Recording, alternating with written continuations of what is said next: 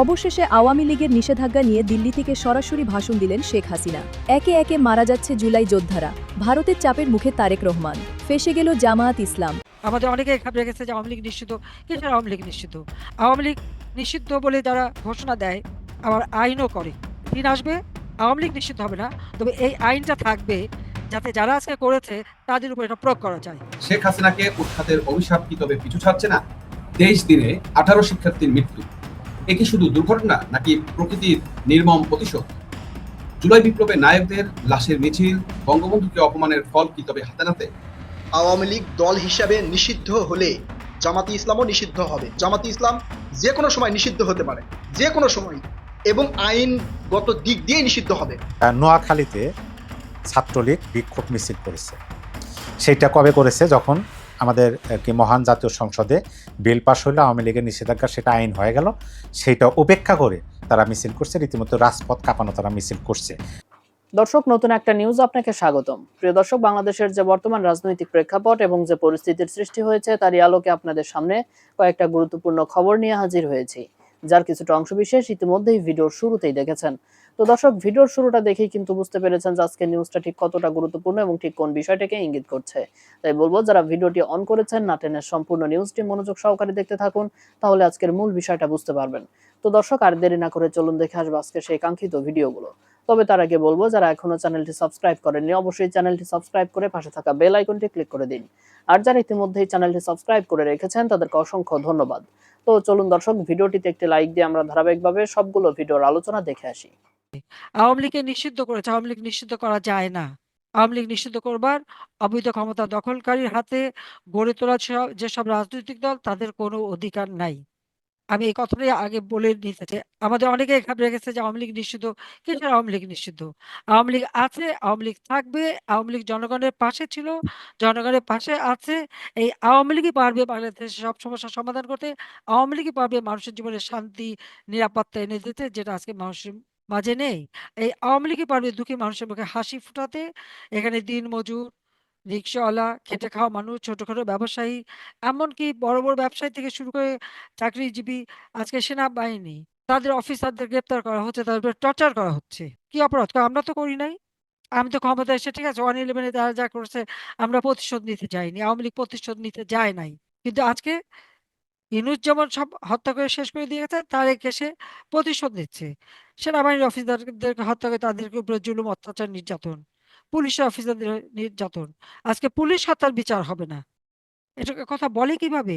Police হত্যার বিচার হবে না, কিন্তু আবু সাইদকে যে পুলিশ গুলি করে হত্যা করে নাই, রাবার বুলেট ব্যবহার করেছে, কিন্তু সেই পুলিশকে মৃত্যুদণ্ড দেওয়া হয়। কিসের জন্য? এই হত্যাকাণ্ড তো ওরা ইচ্ছে করে করেছে। এবং যারা এই অপরাধগুলি করেছে তাদেরকে তো ইনডেমনিটি দিয়েছে। ইনডেমনিটি দেওয়ার অর্থ হলো দায় মুক্তি দেওয়া। দায় মুক্তি দেওয়ার অর্থ হলো অপরাধী, তার কোনো বিচার হবে না, অর্থাৎ যারা আপনজন হারিয়েছে তারা কোনোদিন ন্যায় বিচার পাবে না। এই অবস্থা বাংলাদেশের। সময় আজকে আমরা এখানে বসছি। আওয়ামী লীগ নিষিদ্ধ বলে যারা ঘোষণা দেয়, আবার আইনও করে। দিন আসবে আওয়ামী লীগ নিষিদ্ধ হবে না, তবে এই আইনটা থাকবে যাতে যারা আজকে করেছে তাদের উপর এটা প্রয়োগ করা যায়। যেমন বিএনপি র‍্যাব সৃষ্টি করেছিল, আওয়ামী লীগের অনেক নেতাকর্মীকে হত্যা করেছে। অপারেশন ক্লিন হার্টের নামে আওয়ামী লীগের নেতাকর্মীদের হত্যা করে, সেখানেও কিন্তু দায় মুক্তি দিয়ে। আর আজকে যে আইন করে আজকে আওয়ামী লীগকে নিষিদ্ধ করার কথা বলে, ওই আইন যারা করেছে তাদের উপরে প্রয়োগ হবে। এই বার্তাটা আমি সবাইকে দিতে চাই। দেশবাসীকে বলবো, আমার অগণিত নেতাকর্মীদেরকে বলবো, এখানে ঘাবড়ানোর কিছু নাই। দিন আমাদের আসবে, জনগণ আমাদের পাশে আছে, কারণ আমরা জনগণের জন্য কাজ করেছি। আমরা কোনো দুর্নীতিও করিনি। যে এতবার এত দুর্নীতির কথা বলা হয়, কি বের করতে হচ্ছে? 234 বিলিয়ন ডলার পাচার করেছি। ইনুসা তো এত শক্তিশালী, সে একটা টাকাও ফেরত আনতে পারলো না কেন? আজকে তারেক পার্লামেন্টে বলে 234 বিলিয়ন ডলার ফেরত পাঠিয়েছি। তারেক, কোকো এবং খালেদা জিয়ার যে টাকা পাচার করেছিল সেই টাকা আমরা কিন্তু ফেরত এনেছিলাম। তাদের পাচার করা কিন্তু আমরা ফেরত এনে, আমার পাচার করা টাকা তো ফেরত আনুক। কোথায় টাকা? দেখুক। এই ব্যবসা আমরা করি না। আমাদের যা কিছু ছিল জনগণের কল্যাণে কাজ করেছি, জনগণের জন্যই ব্যয় করেছি, জনগণকে দিয়ে দিয়েছি। ওই 32 নম্বরও জনগণকে দান করে দিয়েছিলাম। আজকে সেই 32 নম্বর আগুন দিয়ে পোড়ানো হলো। সমস্ত মুক্তিযোদ্ধা স্মৃতিগুলি মুছে ফেলা হলো, ইতিহাস মুছে ফেলা হলো। ইতিহাসকে মুছে ফেলা যায় না। বঙ্গবন্ধু জাতির পিতা বঙ্গবন্ধু শেখ মুজিব তিনি চিরদিনই থাকবেন। ওই সামান্য যারা আজকে যুদ্ধ অপরাধী আর খুনিদের দোসর তারা বলে দিল না থাকবে না, তা হয় না। এর আগেও বন্ধ করেছিল, ভবিষ্যতে পারবে না। আগামীতে আল্লাহ দিন দেবে এবং এমন অবস্থা হবে যে কোনোদিন আর এই নাম মুছে ফেলতে কেউ সাহসী পাবে না। আমি এই কথা বলেই যে আওয়ামী লীগ আছে, আওয়ামী লীগের কার্যক্রম চলতে থাকবে। আওয়ামী লীগ কেউ আওয়ামী লীগকে মানে নিষিদ্ধ করবে এই ক্ষমতা তাদের নেই। হ্যাঁ, সময়ের জন্য হয়তো আমাদের একটা দুঃসময় যাচ্ছে, কিন্তু এই দুঃসময় কেটে যাবে। সেটাই আমি বলতে চাই। সবাইকে ধন্যবাদ জানিয়ে আমি সকলের সুস্বাস্থ্য কামনা করে এবং মনে শক্তি রেখে এগিয়ে যাওয়ার জন্য এবং সংগঠনের কাজ অব্যাহত রাখার জন্য আহ্বান জানিয়ে আমার বক্তব্যটা শেষ করছি। শেখ হাসিনাকে উৎখাতের অভিশাপ কি তবে পিছু ছাড়ছে না? 23 দিনে 18 শিক্ষার্থীর মৃত্যু, এ কি শুধু দুর্ঘটনা নাকি প্রকৃতির নির্মম প্রতিশোধ? জুলাই বিপ্লবে নায়কদের লাশের মিছিল, বঙ্গবন্ধুকে অপমানের ফল কি তবে হাতে নাতে? ইউনুসের ছাত্রদের মেটিকুলাস ডিজাইন এবং আমেরিকার হাতে দেশ তুলে দেওয়ার চড়া মাশুল, 17 বিশ্ববিদ্যালয় কেন আজ হাহাকার? শেখ হাসিনাকে উৎখাতের অভিশাপ কি তবে পিছু ছাড়ছে না? দর্শক, আমরা লক্ষ্য করেছি আমাদের চারপাশে কি ঘটছে। গত 10 মার্চ থেকে 3রা এপ্রিল মাত্র 23 দিনের ব্যবধানে বাংলাদেশে 17টি বিশ্ববিদ্যালয়ে অন্তত 18 জন মেধাবী শিক্ষার্থীর অস্বাভাবিক মৃত্যু হয়েছে। 23 দিনে 18টি তাজা প্রাণ নিভে গেল। এর মধ্যে 5 জন আত্মহত্যা করেছেন, 9 জন সড়ক দুর্ঘটনা এবং 4 জন রহস্যময় অসুস্থতায়। সবচেয়ে ভয়াবহ তথ্য হলো নিহত ওই সকল শিক্ষার্থী 2024 জুলাই আগস্টে শেখ হাসিনার দেশপ্রেমিক সরকারকে উৎখাতের সেই তথাকথিত আন্দোলনে সক্রিয় ছিল। আজ মানুষের মুখে একটি কথা, এটি কি প্রকৃতির প্রতিশোধ? যে বঙ্গবন্ধুকে বুকে নিয়ে দেশ স্বাধীন হয়েছিল, সেই বঙ্গবন্ধুর বাংলায় বৈষম্যের দোহাই দিয়ে যে বিশৃঙ্খলা তৈরি করা হয়েছিল, আজ কি তার মাসুল দিচ্ছে তরুণরা? দর্শক, আজ আমরা এই 18টি লাশের মিছিলের নেপথ্যে থাকা মেটিকুলাস ডিজাইন এবং প্রকৃতির সেই নির্মম বিচারের ময়নাতদন্ত করব। ভিডিওটি শেষ পর্যন্ত দেখুন, কারণ আজ আমরা অপ্রিয় সত্যগুলোই উচ্চারণ করার চেষ্টা করব। পরিসংখ্যানের দিকে তাকান। ঢাকা বিশ্ববিদ্যালয়, বুয়েট, জাহাঙ্গীরনগর, দেশের শ্রেষ্ঠ বিদ্যাপীঠগুলোতে আজ মৃত্যুপুরী। নিহতদের মধ্যে 5 জন মেডিকেল শিক্ষার্থী যারা আগামী ডাক্তার হতে পারত, তারা আজ কবরে। জুলাই পরবর্তী সময় থেকে এ পর্যন্ত জুলাই অংশগ্রহণকারী শতাধিক তরুণের অস্বাভাবিক মৃত্যু হয়েছে, যার মধ্যে আত্মহত্যাকারীর সংখ্যা জানলে আপনি শিউরে ওঠার মতো হবেন। কেন এই মৃত্যু? কেন এই বীজ দর্পে সরকার পতন করা তরুণেরা আজ আত্মহত্যার পথ বেছে নিচ্ছে? বিশেষজ্ঞরা বলছেন মানসিক চাপ, ভবিষ্যৎ অনিশ্চয়তা, এই সবকিছু চাপ নিতে না পেরেই আসলে এই ধরনের ঘটনাগুলো ঘটছে। কিন্তু সাধারণ মানুষের বিবেক আজ অন্য কথা বলছে। 5ই আগস্ট শেখ হাসিনাকে উৎখাত করার পর বা উৎখাত করার সময় তারা বঙ্গবন্ধুর ভাস্কর্যের সাথে যা করেছে বা স্বাধীনতা, সার্বভৌমত্ব, মুক্তিযোদ্ধাদের সাথে যা করেছে, তা কি প্রকৃতি মেনে নিয়েছে? বঙ্গবন্ধুর স্কাল্পের ভাস্কর্যের মাথায় প্রস্তাব করা, ভাস্কর্য ভেঙে চুরমার করা, এই যে চরম দৃশ্যতা, আজ কি সেই পাপী তরুণের প্রজন্মকে কুরে কুরে খাচ্ছে? সেই প্রশ্ন আজকে সাধারণ জনগণের কাছে খুব স্পষ্ট হয়ে উঠছে। দর্শক, আমরা সেই ঘটনাটা একটু নিউজটা আপনাদের দেখিয়ে আসি। যে ঘটনাটা গত 23 দিনে কেন 18 শিক্ষার্থীর মৃত্যু হচ্ছে, জুলাই চেতনায় পরে বাড়ছে হতাশা। দেখেন দর্শক, এরা সবাই হলো তাজা প্রাণ, সবাই বিশ্ববিদ্যালয়ের শিক্ষার্থী এবং এই সকল শিক্ষার্থী কিন্তু এক একজন বিভিন্নভাবে, বিভিন্ন রহস্যজনকভাবে এবং অস্বাভাবিক আত্মহত্যা সহ বিভিন্নভাবে কিন্তু তারা মৃত্যুবরণ করেছেন। দেশের 17 বিশ্ববিদ্যালয়ে মাত্র 23 দিনে 18 শিক্ষার্থীর অস্বাভাবিক মৃত্যু। জুলাই আন্দোলনের সক্রিয় কর্মীদের মধ্যে বাড়ছে মানসিক চাপ, হতাশা। নেপথ্যে কি মব জাস্টিস ও অস্থিরতা? বাংলাদেশের উচ্চশিক্ষা প্রতিষ্ঠানগুলোতে এক বিষাদময় পরিস্থিতি সৃষ্টি হয়েছে। গত 10 মার্চ থেকে 3রা এপ্রিল পর্যন্ত মাত্র 23 দিনের ব্যবধানে দেশের শীর্ষস্থানীয় 17টি বিশ্ববিদ্যালয়ে 18 জন মেধাবী শিক্ষার্থী অস্বাভাবিক মৃত্যুর খবর পাওয়া গেছে। এই পরিসংখ্যান কেবল সংখ্যা নয়, বরং দেশের আগামী কর্ণধারদের মানসিক ও সামাজিক নিরাপত্তার এক করুণ চিত্র। বিশেষ করে নিহতদের একটি বড় অংশই হচ্ছে 2024 সালে জুলাই আগস্টে ছাত্র জনতার অভ্যুত্থানকে সামনের সারিতে ছিলেন, যা এই মৃত্যুকে এক ভিন্ন মাত্রার পর্যালোচনায় নিয়ে এসেছে। মৃত্যুর মিছিলটা দেখেন। গত প্রাপ্ত তথ্য অনুযায়ী গত 23 দিনে এই স্বল্প সময়ে প্রাণ হারালো 18 জন শিক্ষার্থী, যাদের মধ্যে 5 জন আত্মহত্যা করেছেন, 9 জন মর্মান্তিক সড়ক দুর্ঘটনায় নিহত হয়েছেন, 4 জন অসুস্থতার জনিত কারণে মারা গেছেন। নিহত 5 জনের মধ্যে মেডিকেল শিক্ষার্থী। এছাড়া ঢাকা বিশ্ববিদ্যালয়, বুয়েট, জাহাঙ্গীরনগর বিশ্ববিদ্যালয়ের মতো প্রথম সারির বিদ্যাপীঠের শিক্ষার্থীরা এই তালিকায় রয়েছেন। জুলাই পরবর্তী মাসগুলোতে সব মিলিয়ে অংশগ্রহণকারী শতাধিক তরুণদের মাঝে অস্বাভাবিক মৃত্যুর ঘটনা জনমনে গভীর প্রশ্নের জন্ম দিয়েছে। দর্শক, এইভাবে মৃত্যুবরণ করলে এবং পরপর মৃত্যুবরণ করলে এই প্রশ্নগুলো কিন্তু আসাই স্বাভাবিক। এটা অবশ্যই একটা অস্বাভাবিক ঘটনা, যে ঘটনাটা আসলে মানুষের মনে একটা দাগ কেটেছে যে এইটা কি আসলে সে প্রকৃতির বিচার কিনা। কারণ মিথ্যা বয়ান দিয়ে, মিথ্যা অভিযোগ দিয়ে শেখ হাসিনা সরকারের বা শেখ হাসিনা একমাত্র বাংলাদেশের দেশপ্রেমিক একটা নেতা আমরা এ পর্যন্ত দেখি। বাকি সবাই তারেক রহমান বলেন, ইউনূস বলেন, সবাই কিন্তু আমেরিকার কাছে বা দেশ বিক্রি করে ক্ষমতায় এসেছে। শুধুমাত্র শেখ হাসিনা কোনোভাবেই দেশকে বিক্রি করে ক্ষমতায় থাকতে চাননি, এবং সেই কারণে কি আজকে প্রকৃতি এই মুনাফেকদের বা এই যে জাতীয় এইগুলোকে আমি বেইমান বলবো, যেগুলো দেশকে ধ্বংসের কাজ করেছে বিদেশি অর্থের মাধ্যমে, এদেরকে আমরা দেশদ্রোহী বলবো। এই দেশদ্রোহীদের মৃত্যু এভাবে হওয়া নিশ্চয়ই মানুষের কাছে একটা প্রশ্ন আসবে, এটাই স্বাভাবিক। নিহত শিক্ষার্থীদের প্রায় সবাই 2004 আওয়ামী লীগ বিরোধী বিক্ষোভে রাজপথে সক্রিয় ছিলেন। জুলাই আগস্টে সেই প্রবল উত্তেজনার পর যখন নতুন এক বাংলাদেশের স্বপ্ন দেখা হয়েছিল, তখন বর্তমান অস্থিতিশীলতা তাদের আদর্শিক জায়গায় বড় ধাক্কা দিয়েছে বলে মনে করেন বিশ্লেষকরা।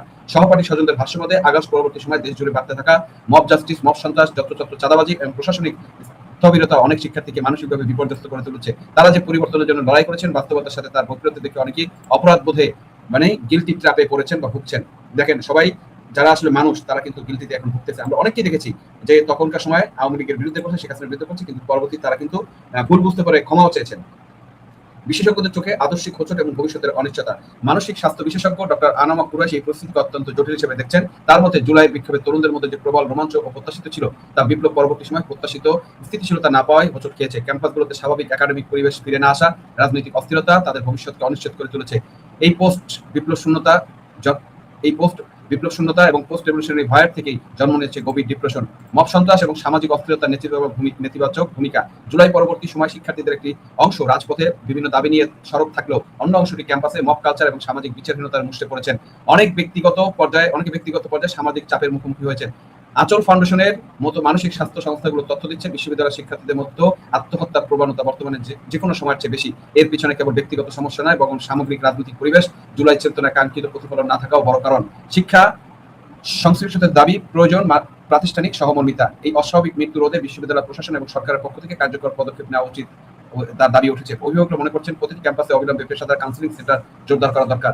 মানসিক স্বাস্থ্য সচেতনতা, শিক্ষার্থীদের ট্রমা কাটিয়ে উঠতে বিশেষ মেন্টরশিপ প্রোগ্রাম চালু করা। 18 জন শিক্ষার্থীর অস্বাভাবিক মৃত্যু আসলে একটি জাতির নৈতিক পতনের প্রতিফলন। প্রকৃতি তার শোধ নিচ্ছে ধাপে ধাপে। দর্শক, একটু চিন্তা করুন, যে বঙ্গবন্ধুর বাংলায় তারা থাকতে চেয়েছিল, সেই বঙ্গবন্ধুকে সরিয়ে তারা আজ এক অনিশ্চিত অন্ধকারের দিকে দেশটাকে ঠেলে দিয়েছে। ইউনূস প্রশাসন তখন ব্যস্ত হয়েছিল এবং আমেরিকাকে খুশি করতে, এবং আমাদের সন্তানেরা হতাশার আগুনে পুড়ছিল। সড়ক দুর্ঘটনায় 9 জনের মৃত্যু, 5 জনের আত্মহত্যা, এগুলো বিচ্ছিন্ন ঘটনা না একটি অভিশপ্ত সময়ের শুরু।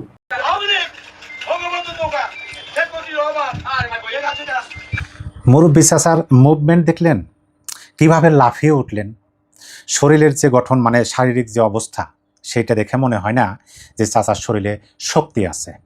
হাত কাঁপতেছে, পা কাঁপতেছে, তারপরে উঠে দাঁড়াইলেন এবং তিনি যতটুকু পারেন শক্তি বল প্রয়োগ করে যে কথাগুলো বললেন, সেই কথাগুলো এবং তার শারীরিক অঙ্গভঙ্গি দেখা এইটা ভাববার কোনো উপায় নাই যে এটা শুধুমাত্র আওয়ামী লীগের প্রতি ভালোবাসা প্রেম, শুধুমাত্র শেখ হাসিনার প্রতি ভালোবাসা প্রেম না, এখানে তীব্র প্রতিবাদ আছে। তিনি যেভাবে কথাটা বলছেন, এখানে আমি তীব্র প্রতিবাদের ছায়া দেখতে পেলাম। জানি না কোন প্রেক্ষাপটে তিনি এই কথাগুলো বললেন, হয়তোবা তাকে সেরকম কোনো প্রশ্ন করা হয়েছিল, তিনি ওই কথাগুলো বলছেন, তার মনের বিশ্বাস শেখ হাসিনা আসবে, আওয়ামী লীগ আসবে। যাই হোক, প্রথমে এই ভিডিওটা দেখালাম যে এই জন্য যে দেখেন, আওয়ামী লীগের প্রতি যাদের প্রেম আছে, ভালোবাসা আছে, সমর্থন আছে, সেটার বয়স হয় না। ছোট বাচ্চা শিশুরাও দেখবেন যে জয় বাংলা স্লোগান দিতেছে, আর এরকম বৃদ্ধ বয়স্ক প্রবীণ মুরব্বী তারাও জোর দিয়ে, লাভ দিয়ে দাঁড়িয়ে, শরীরের জোর নাই মনের জোরে দাঁড়িয়ে প্রতিবাদ জানাতে পারেন, স্লোগান দিতে পারেন। আজকের এই আলোচনাতে আমি আপনাদেরকে কয়েকটা খুবই গুরুত্বপূর্ণ তথ্য দেব। মেন যে তথ্যটা সেটা হলো যে আওয়ামী সভানেত্রী শেখ হাসিনার একটা অডিও ক্লিপ সামাজিক যোগাযোগ মাধ্যমে রীতিমতো ভাইরাল হয়েছে। সেটা আমি শুনলাম, একাধিকবার শুনছি, আপনাদেরকেও শোনাবো, আবার শুনবো আমি আপনাদেরকে নিয়েই। সেটা হচ্ছে মূল বার্তা।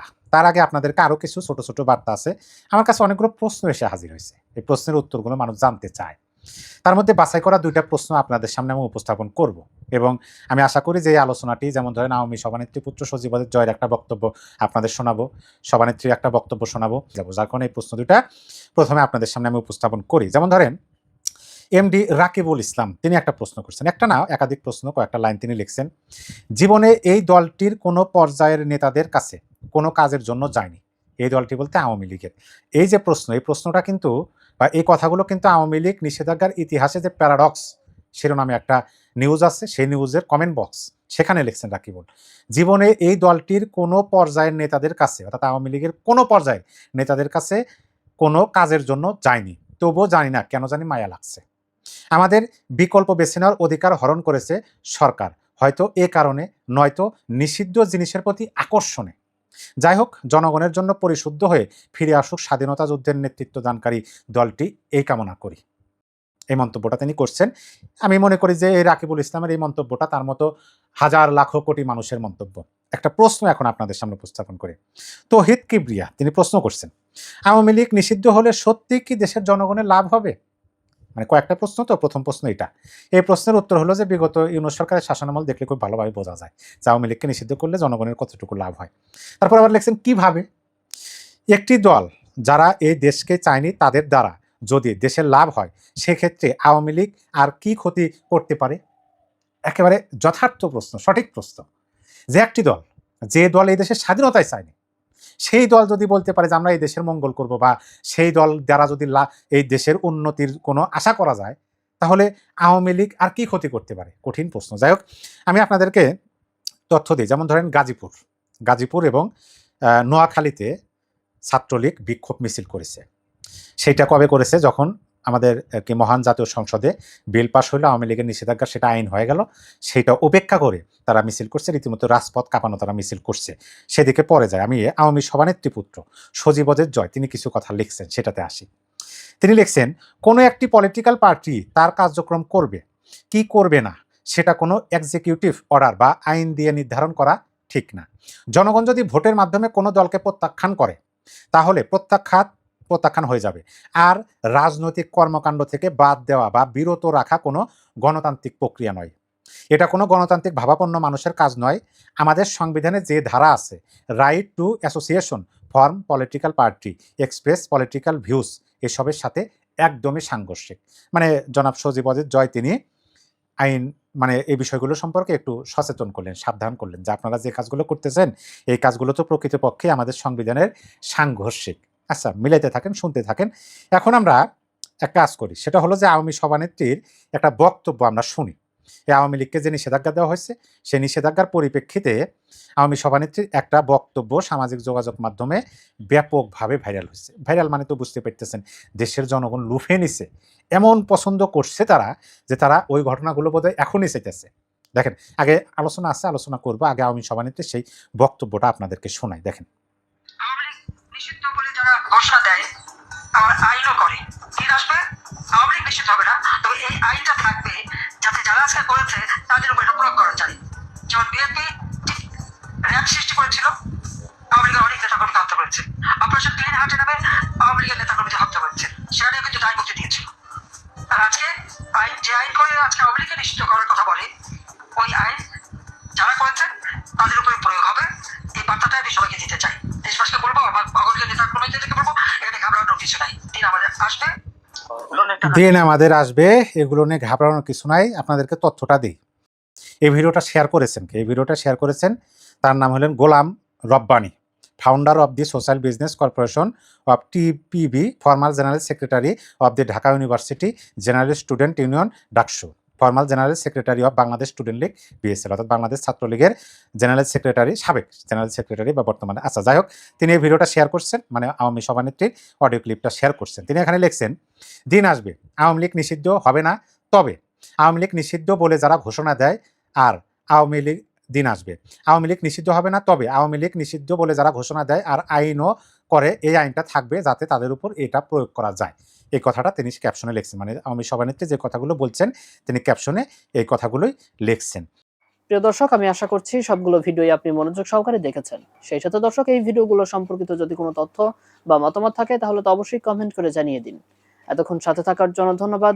নিউজটি শেষ করছে এখানেই, ফিরছে আগামী ভিডিওতে নতুন কোনো টপিক নিয়ে। আল্লাহ হাফেজ।